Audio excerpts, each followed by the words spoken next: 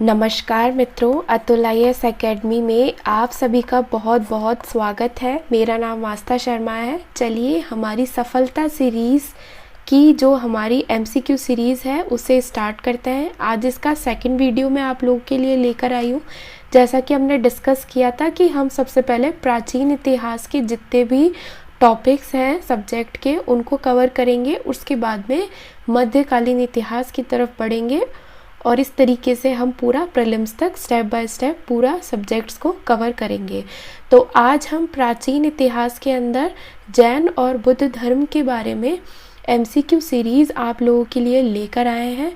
जैन और बुद्ध धर्म, अगर आप लोगों को पता हो, अगर आप लोगों ने थोड़ा बहुत एनालिसिस किया हो प्रीलिम्स का, तो ये दोनों ही टॉपिक्स जो हैं वो प्रीलिम्स के लिए एक्सट्रीमली इम्पॉर्टेंट हो जाते हैं।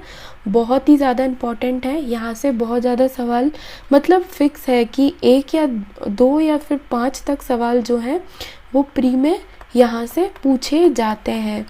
इसलिए ये बहुत ही ज़्यादा हमारे लिए इम्पॉर्टेंट है। इसलिए मैंने एक पूरी सीरीज़ बनाई है MCQ सीरीज़ कि हम जैन और बुद्ध धर्म से अब तक प्रीलिम्स में कौन कौन से क्वेश्चन पूछे गए हैं, कैसे क्वेश्चंस फ्रेम किए जाते हैं, कौन कौन से जो हैं एरियाज़ हैं जहाँ से प्रश्न जो हैं वो पूछे जाते हैं। और ऐसे भी जैसे जैन धर्म में भी बहुत सारी चीज़ें हैं, लेकिन कौन सी चीज़ें इम्पॉर्टेंट है वो सारी चीज़ें हम यहाँ पर देखेंगे कि कैसे क्वेश्चंस बनते हैं। ठीक है, तो हमारे पहले प्रश्न के साथ हम स्टार्ट करते हैं। भारतीय इतिहास के संदर्भ में निम्नलिखित ग्रंथों पर विचार करें। यानी जो ग्रंथ है वहाँ से सवाल यहाँ पर पूछा गया है। यानी कौन कौन से ग्रंथ हैं? जैन ग्रंथ। यानी अगर हम जैन धर्म की बात करें तो वहाँ पर जैन ग्रंथ जो हैं वो बहुत ज़्यादा इम्पोर्टेंट हो जाते हैं, क्योंकि प्रीलिम्स में इससे एक प्रश्न आया है। तो इनके क्या सोर्स रहेंगे, इनको कैसे प्रिपेयर करना है, वो भी हम यहाँ पर साथ ही साथ डिस्कस करते चलेंगे। तो हमको यहाँ पर 4 ऑप्शंस दिए हुए हैं: नैतिपाकरण, परिवष्ट पर्वण, अवदान शतक, त्रिषष्टि लक्षण महापुराण। अब मैं अगर बात करूं कि थोड़ा सा गैस वर्क कैसे करें, कि थोड़ा सा प्रेडिक्शन कैसे करें, तो यहाँ पे एक लक्षण शब्द आया है। तो आपने अगर जैन धर्म के बारे में थोड़ा पढ़ा हो तो यहाँ पे 10 लक्षण पर्व होते हैं। तो 10 लक्षण से लक्षण मिलाएं तो हमारा ये वाला एक तरीके से हम इसे याद कर सकते हैं। तो ये त्रिषष्टि लक्षण महापुराण भी जैन ग्रंथ है।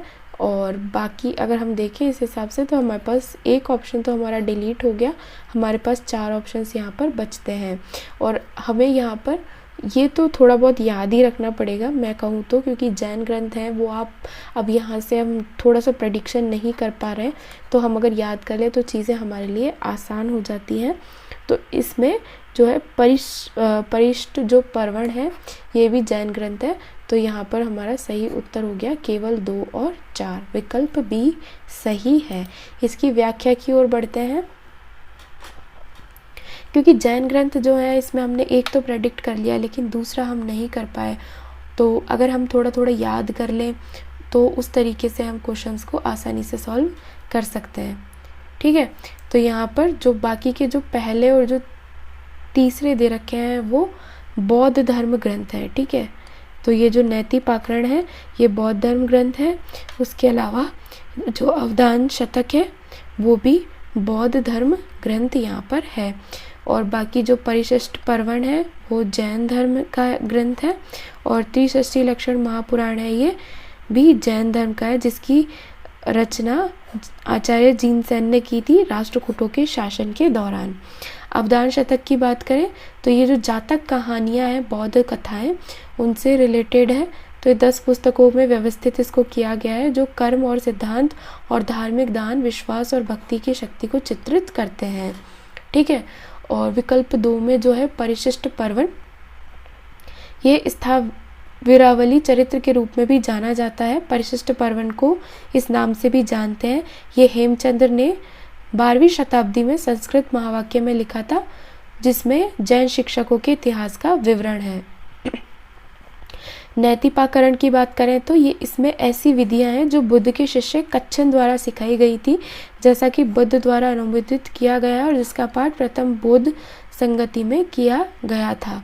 तो इस तरीके से जैन ग्रंथ सिर्फ 2 हैं, परिशिष्ट पर्वन और त्रिषष्टि लक्षण महापुराण।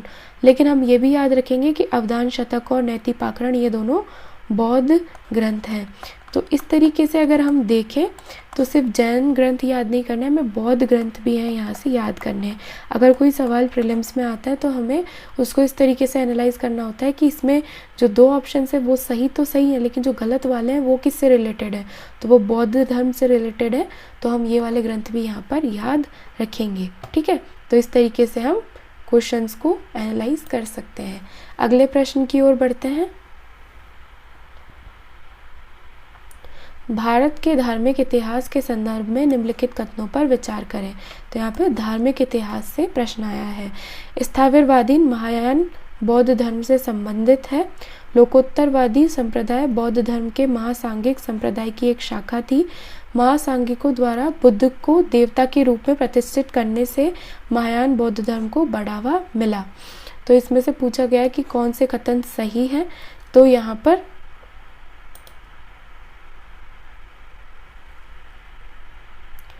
विकल्प बी सही है, क्योंकि जो है स्थावरवादीन जो थे वो थेरवाद बौद्ध, स्थावरवादीन जो है वो महायान से संबंधित नहीं थे, थेरवाद से थे।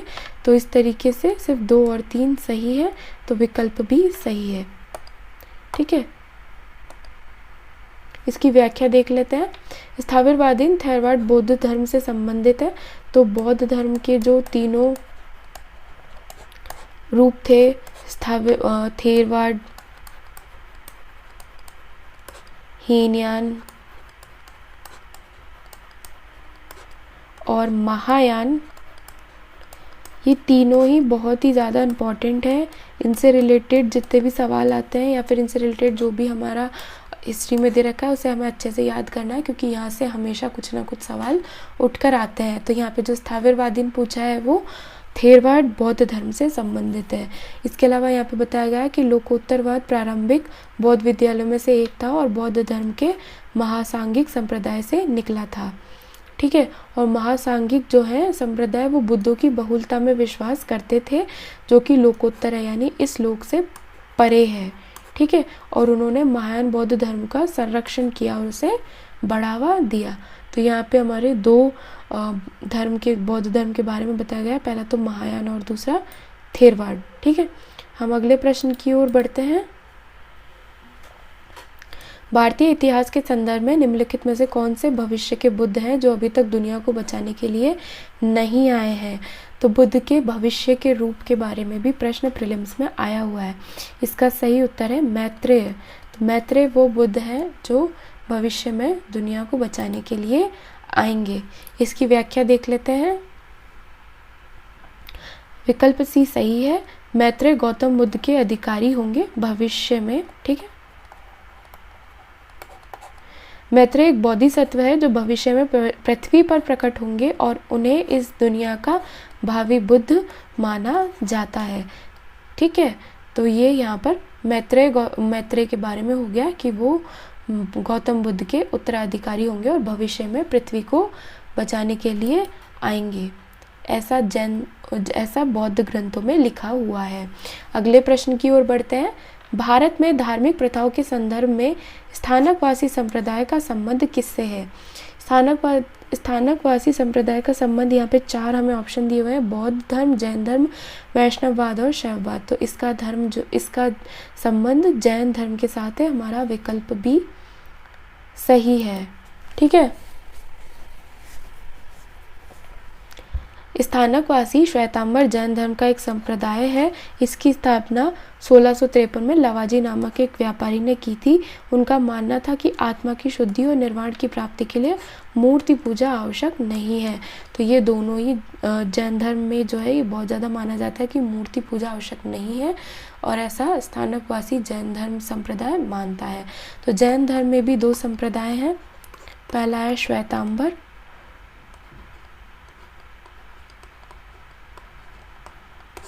और दूसरा है दिगंबर। ठीक है, जैसे कि बौद्ध धर्म में 2 हैं वैसे इनके भी 2 संप्रदाय, इनके बारे में भी हमें सारी इन्फॉर्मेशन याद रखनी है, क्योंकि प्रीलिम्स में क्वेश्चंस यहाँ से ज़्यादा पूछे जाते हैं। अगले प्रश्न की ओर बढ़ते हैं। भारत के धार्मिक इतिहास के संदर्भ में निम्नलिखित कथनों पर विचार करें। सौतांत्रिक और साम्यत्य जैन धर्म के संप्रदाय थे। सर्वस्तिवादीन का मानना था कि परिघटना के घटक पूर्ण रूप से क्षणिक नहीं थे, बल्कि एक अव्यक्त रूप में हमेशा के लिए मौजूद थे। तो इनमें से पूछा गया है कि कौन से जो है वो कथन सही है। तो हमारा सही उत्तर है विकल्प बी, यानी कि केवल 2, क्योंकि सौतांत्रिक और साम्यत्य जैन धर्म नहीं बौद्ध धर्म के संप्रदाय थे। तो पहला वाला हमारा गलत हो गया और हमारा दूसरा जो कथन है वो सही है। ठीक है, इसकी व्याख्या की ओर बढ़ते हैं। सौतांत्रिक और साम्यत्य बौद्ध धर्म के संप्रदाय थे, जैसा कि हमने पहले देखा। और सर्वस्तिवादी जो कहते हैं सब कुछ है का विचार था कि घटना के घटक पूर्ण रूप से क्षणिक नहीं थे, बल्कि एक अव्यक्त रूप से हमेशा के लिए मौजूद थे। हमारे अगले प्रश्न की ओर बढ़ते हैं।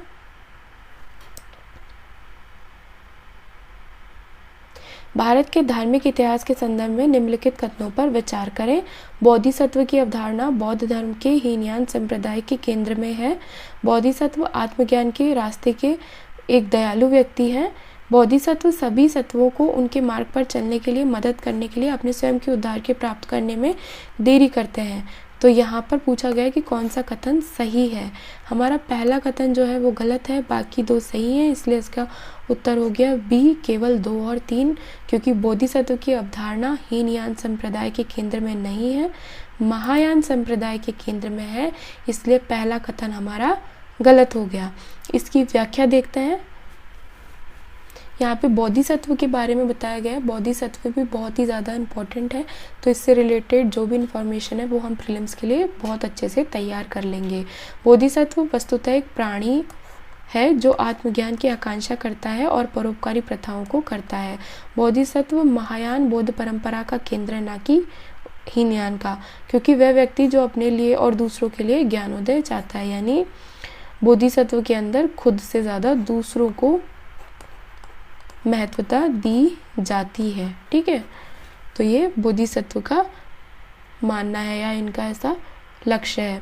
करुणा, दूसरों के दुखों को सहानुभूति पूर्वक साझा करना बोधिसत्व की सबसे बड़ी विशेषता है, यानी करुणा में और दूसरों की दुखों को साझा करना, यानी दूसरों के कल्याण के ऊपर ज़्यादा ध्यान दिया जाता है।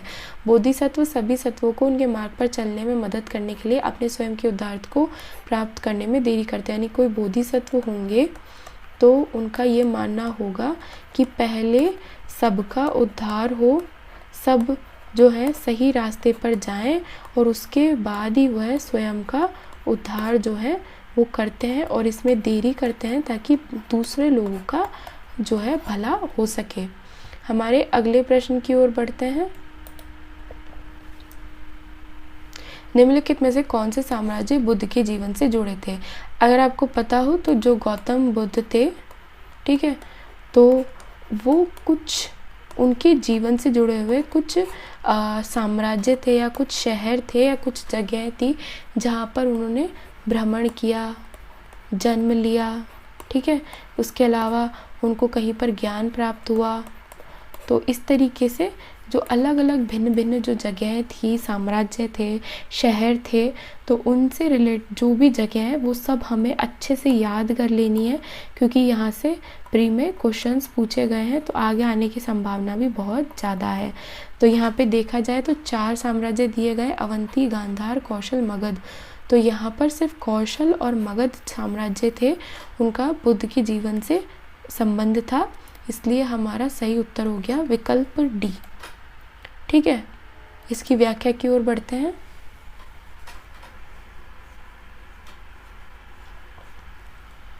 गांधार और कौशल दोनों राज्य गौतम बुद्ध के जीवन से संबंधित थे, क्योंकि उनकी जो माता थी वो कौशल वंश की राजकुमारी थी, इसलिए कौशल साम्राज्य और गांधार में उनका जो है बाकी के जितने भी उनके जीवन से संबंधित जो घटनाएं थी वो घटी थी, इसलिए जो है गांधार और कौशल दोनों बुद्ध के जीवन से संबंधित साम्राज्य थे। ठीक है,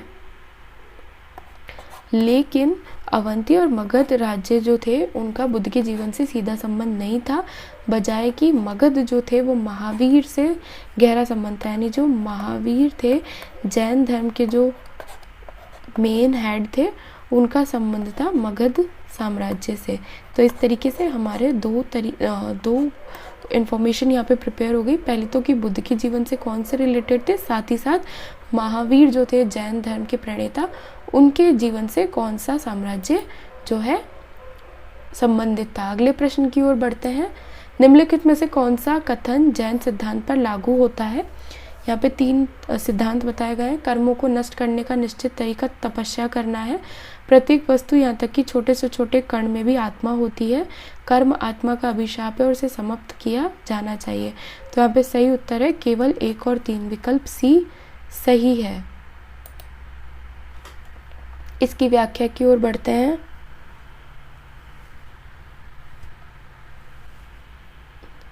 तो जो जैन धर्म के सिद्धांत हैं उनको भी हम बहुत ही अच्छे से यहाँ पर प्रिपेयर करेंगे। ग्रंथ, सिद्धांत, इनके विद्यालय, क्योंकि यहाँ से हमेशा कुछ ना कुछ प्रश्न उठकर आते रहते हैं।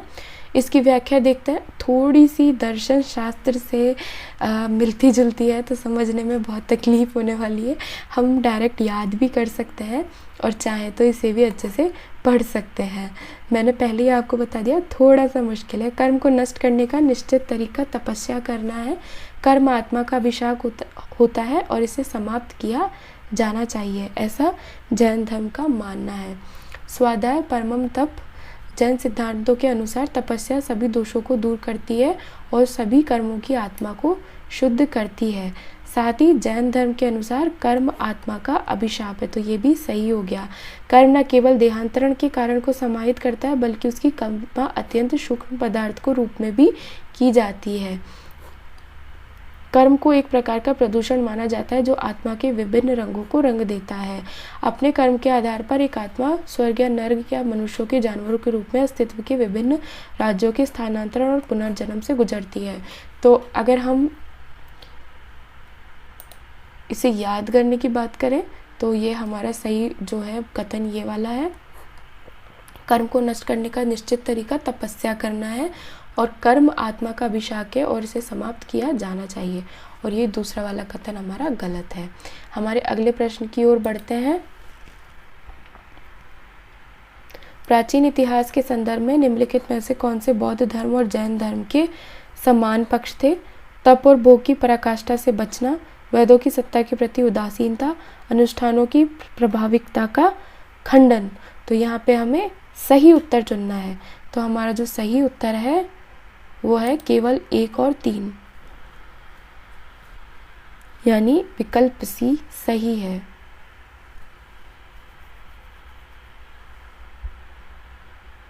मैंने शायद गलत बोल दिया, विकल्प बी सही है क्योंकि 2 और 3 सही है और ये जो पहला वाला कथन है ये गलत है। तो वेदों की सत्ता के प्रति उदासीनता, ये बिल्कुल इन दोनों का ही कॉमन जो है, बहुत ही ज़्यादा समान था इनका मानना कि वेद जो है, क्योंकि जो वैदिक काल था उसको ही ख़त्म करके जैन और बुद्ध धर्म का उत्पत्ति हुई थी, इसलिए ये लोग इसके अगेंस्ट थे। ये लोग चाहते थे कि कर्मकांड कम हो और जो है सिंपल, एक तरीके से सरल जो है ऐसे बातें हो जो एक आम नागरिक भी समझ पाए, क्लिष्ट संस्कृत नहीं होनी चाहिए, इसलिए इसके प्रति उदासीन थे क्योंकि वेद जो है वो मोस्टली संस्कृत में लिखे गए थे। ठीक है। और अनुष्ठानों के प्रति प्रभाविकता का खंडन, और वेद जो है वैदिक काल का एक बहुत बड़ा जो है हमारी जो विशेषता थी कि अनुष्ठान बहुत ज़्यादा किए जाते थे, तो इसके भी ये लोग खिलाफ थे, जैन धर्म और बौद्ध धर्म। तो इसलिए ये दोनों की समानता थी और इसलिए हमारा विकल्प भी सही है। तप और भोग के प्रति पराकाष्ठा से बचना, ये नहीं, क्योंकि ये लोग खुद भी तप और इन सब में बहुत ज़्यादा विश्वास करते थे। जैन जो लोग थे वो तो जैन धर्म तो बहुत ही ज़्यादा तप और तपस्या के फेवर में था, इसलिए पहला कथन गलत है। ठीक है। तो अब हम इसमें इसकी व्याख्या देख लेते हैं। कि जैन और बौद्ध धर्म ने हालांकि सीधे तौर पर तो जाति व्यवस्था पर हमला नहीं किया, लेकिन वो इसके विरोध में थे और इन्होंने गैर जाति आंदोलन के रूप में भी इनको वर्णित किया जा सकता है। एक गैर जाति संप्रदाय में शामिल होकर निचली जाति को अपनी जाति से बाहर निकालने का अवसर प्रदान किया गया था। पूजा के अनुष्ठानों में शामिल खर्चों की कमी के प्रति ये उदासीन थे, जैसा कि ब्राह्मणवादी पूजा में दिखाया गया था। तो इसी तरीके से समाज ने इसे आकर्षित किया कि जैन धर्म और बौद्ध धर्म को आसानी से अपनाया गया, क्योंकि ये जो मध्यम वर्गीय जो लोग थे, जो सरलता से जीवन व्यतीत करने वाले लोग थे, उनके लिए बहुत ही आसान प्रकार की चीज़ें इन्होंने विशेषताएं इन्होंने दी थी, जो कि वेदों में और इनमें जो क्लिष्ट संस्कृति और जो क्लिष्ट जो बातें थी जो लोगों को समझ में नहीं आती थी, तो इसलिए ज़्यादा से ज़्यादा लोग जैन धर्म और बौद्ध धर्म की तरफ बढ़े। हमारे अगले प्रश्न की ओर बढ़ते हैं।